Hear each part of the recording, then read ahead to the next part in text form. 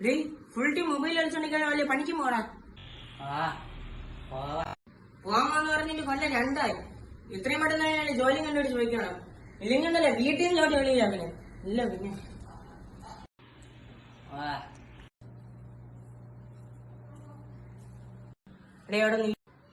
എടേ അപ്പുറത്തെ വീട്ടില് കിണർ ഒഴിക്കണം. ഇപ്പൊ പിക്കപ്പില് കുറച്ച് കല്ലൊക്കെ കൊണ്ടുവന്നിട്ടുണ്ട്. ഇപ്പൊ അപ്പുറം ഇപ്പുറത്തുള്ള പയ്യന്മാരെല്ലാം സഹായിക്കാൻ പറ്റുന്നുണ്ട്. നീയും കൂടെ സഹായിക്കും.